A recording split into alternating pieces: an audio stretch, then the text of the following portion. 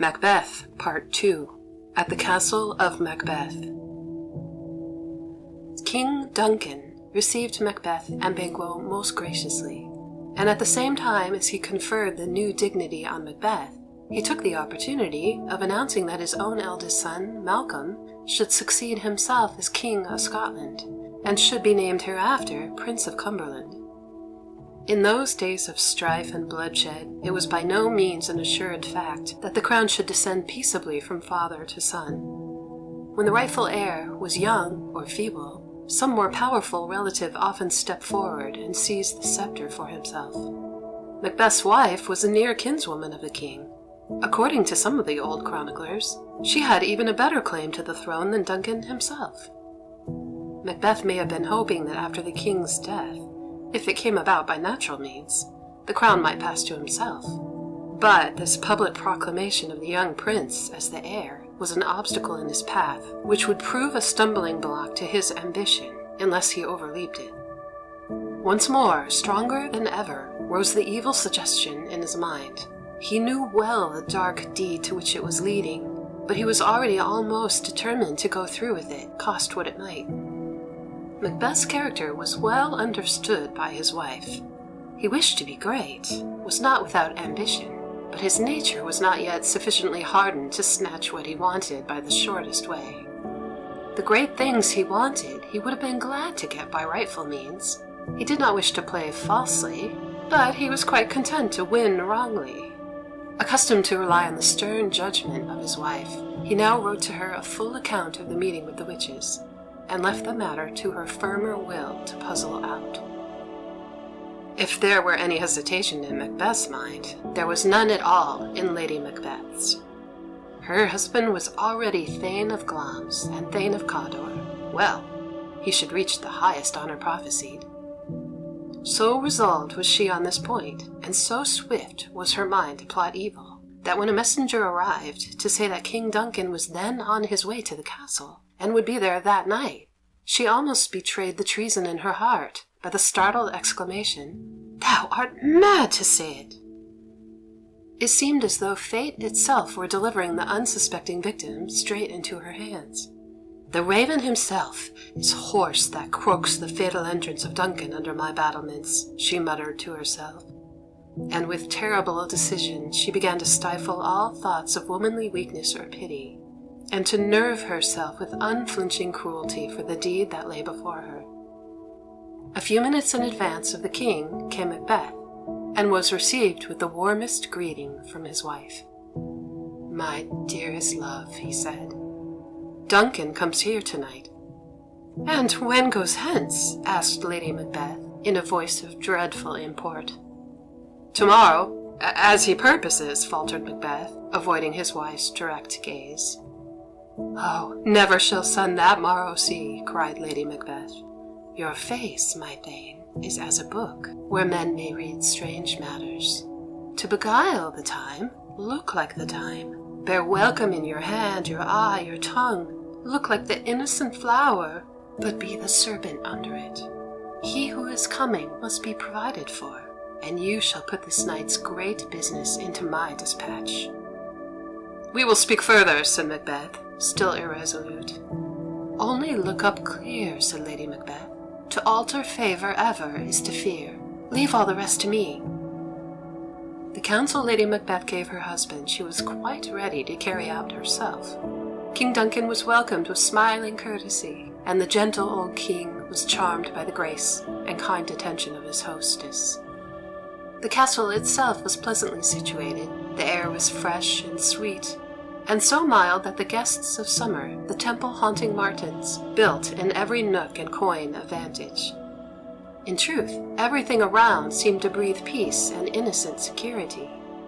But the hearts of the master and mistress of this castle were far from the loyalty they paraded to their royal guest, though the unbending will of Lady Macbeth was lacking to her husband.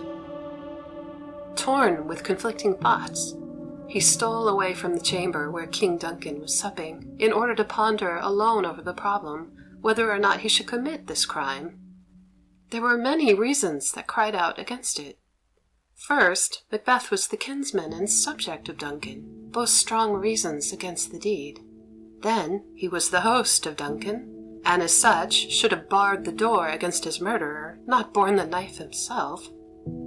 Duncan had shown himself so meek in his high office that all his virtues would plead in his behalf, and fill the land with horror and pity at his fate. Macbeth had no spur to urge him onward, except his vaulting ambition, which might overleap its aim and fail, after all. Missing her husband from the supper-room, Lady Macbeth followed him into the deserted hall, and when he said to her, "We will proceed no further in this business," she overwhelmed him with the bitterest contempt. She taunted him with his pitiful lack of resolution, and derided him for his cowardly want of valor, letting "I dare not, wait upon I would," like the poor cat in the adage, as she expressed it. When Macbeth suggested that they might fail, she laughed the idea to scorn. "We fail," she cried, "but screw your courage to the sticking place, and we'll not fail." Then she sketched out the plan of how they might proceed. When Duncan was asleep, she would drug with wine the 2 soldiers who kept watch at his door. And what then would prevent her and her husband from doing anything they liked to the unguarded king?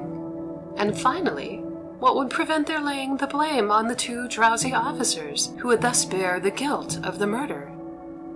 Fired with admiration for his wife's undaunted courage, Macbeth made no further demur, and the murder of their guest, the king, was agreed on. The night was dark and wild, one of the roughest that had ever been known. The moon went down at 12 o'clock, and after that all was black, not a star visible. The wind moaned and wailed round the turrets of the castle. Chimneys were blown down. Strange screams were heard, which seemed to foretell coming woe. The owl, the fatal bellman of death, shrieked the livelong night. The inmates of the castle were disturbed and uneasy. It was late before they sought their rooms, for there was feasting and revelry because of the king's arrival. And then, to many of them, sleep was impossible because of the raging of the storm outside. But of what was happening in their midst, they had no suspicion. At the appointed hour, Macbeth, trembling with terror at his own deed, crept into Duncan's room and killed the king. He looked so calm and peaceful as he lay there, wrapped in slumber, that sudden remorse filled the heart of the murderer, and he stood fixed in horror, gazing at what he had done. In a neighboring room, 2 of the king's followers stirred and called out in their sleep. One laughed, and one cried, "Murder!" so that they woke each other. And Macbeth stood and heard them, but with a muttered prayer they turned again to sleep. And presently Macbeth recovered sufficiently to creep back to his wife, to tell her that the deed was done. But though he had nerved himself to strike the blow, all Macbeth's courage again ebbed away. He shuddered with horror when he looked at the blood on his hands, and it was all his wife could do to rouse him from the sort of stupor that seemed to have seized him. "These deeds must not be thought of in this way. It will make us mad," she said, when Macbeth was telling her what had happened in the chamber of the king. "Methought I heard a voice cry, 'Sleep no more,'" continued Macbeth, still in the same dazed fashion. "Macbeth doth murder sleep, the innocent sleep, balm of hurt minds, great nature's second course, chief nourisher and life's feast." "What do you mean?" interrupted his wife. "Still it cried, 'Sleep no more,' to all the house. Glamis hath murdered sleep, and therefore Cotter shall sleep no more. Macbeth shall sleep no more." "Who was it that thus cried?" said Lady Macbeth impatiently. "Why, worthy Thane, you weaken your strength by thinking so foolishly of things. Go, get some water, and wash this witness from your hands. Why did you bring these daggers from the place? They must lie there, and smear the sleepy grooms with blood." "I'll go no more," said Macbeth. "I am afraid to think what I have done. Look on it again I dare not." "Infirm of purpose, give me the daggers," cried Lady Macbeth contemptuously. "The sleeping and the dead are but as pictures. 'Tis the eye of childhood that fears a painted devil." And seizing the daggers from her husband's nerveless grasp, she carried them back into King Duncan's room, and placed them in the hands of the drowsy attendants, to make it appear as if it were they who had murdered the king. Before Lady Macbeth could rejoin her husband, there came a knocking at the outer gate, and she hurried him away to put on night apparel, in order to divert suspicion from themselves if they were summoned. The newcomer was a Scotch lord called Macduff, whom the king had appointed to call on him early in the morning. He was admitted into Duncan's room, when of course the crime was at once discovered. All was now horror and confusion. Macbeth feigned as much dismay as everyone else showed. The whole castle was aroused. The alarm bell pealed out. Macduff shouted for Banquo, and for the two young princes, Malcolm and Donalbain. Lady Macbeth came running in, as if just disturbed from sleep. Fearing what the two grooms might say when they recovered from their drugged sleep, Macbeth took the opportunity in the uproar to slay them both, pretending that he was carried away by the fury of the moment at seeing the evidence of their villainy, the daggers in their hands. But the suspicions of the two young princes were aroused.